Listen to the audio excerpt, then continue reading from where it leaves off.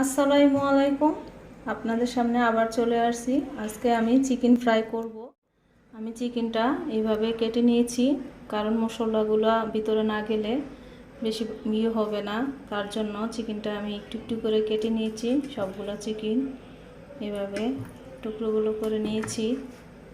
এই যে দেখুন আপনারা চিকেনের সাইজগুলো কেমন করছি। এখন আমি চিকেনের মধ্যে 1 চামচ গোলমরিচ দিয়ে দিলাম, জিরার গুঁড়া দিয়ে দিলাম, একটু রাঁধুনি মশলা 1 চামচ চাচ্ছি, ধনিয়া গুঁড়া,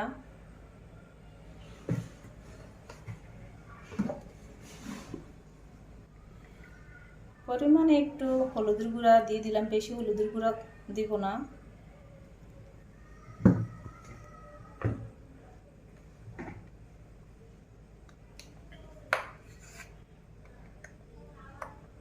স্বাদ মতো লবণ দিয়ে দিলাম।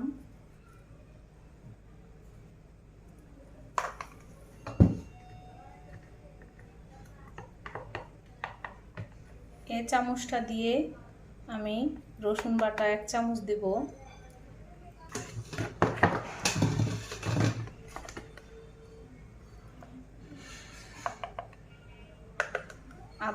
আদা বাটা দিব এই চামচ দিয়ে 1 চামচ,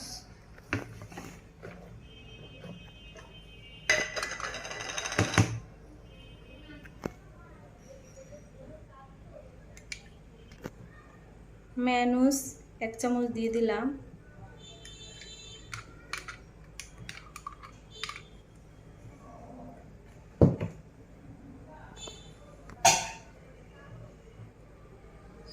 সোয়া সস আমি 3 চামচ দিয়ে দিলাম।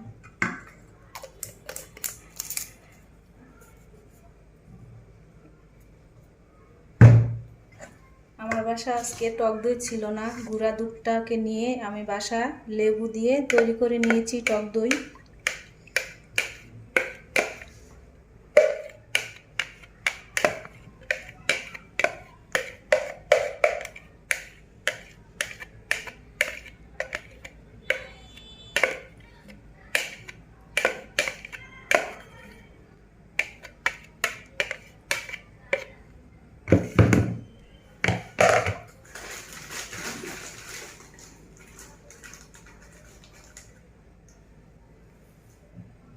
বড় চামচ দিয়ে 1 চামচ ময়দা দিয়ে দিলাম,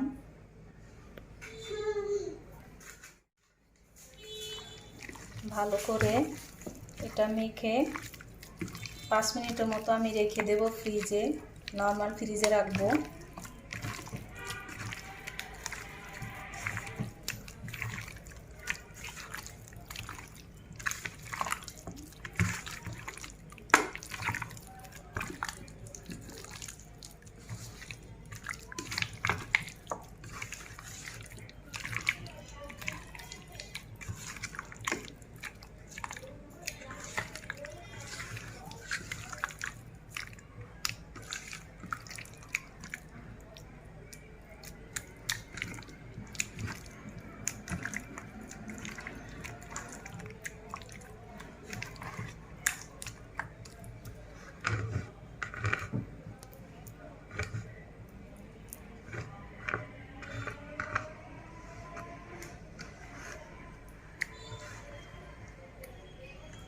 এখন আমি 5 মিনিটের মতো ফ্রিজে রাখবো নরমালে।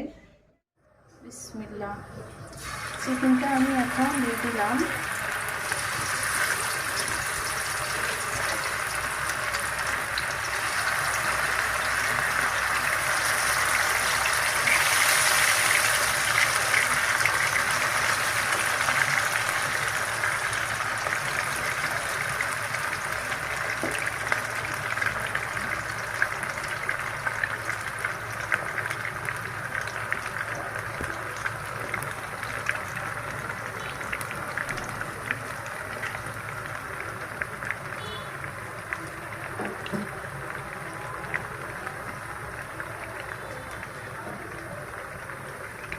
ভালো করে আমি চিকেনটা ভেজে নেব।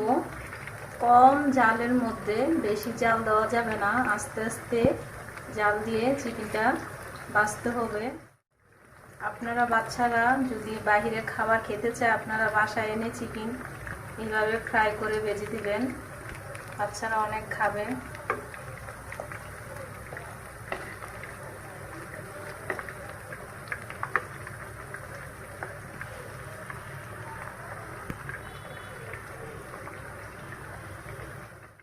দেখুন আপনারা আমার চিলি চিকেন ফ্রাইটা কেমন হয়ে গিয়েছে, অনেক ভালো হয়েছে, সুস্বাদু একটা চিকেন ফ্রাই।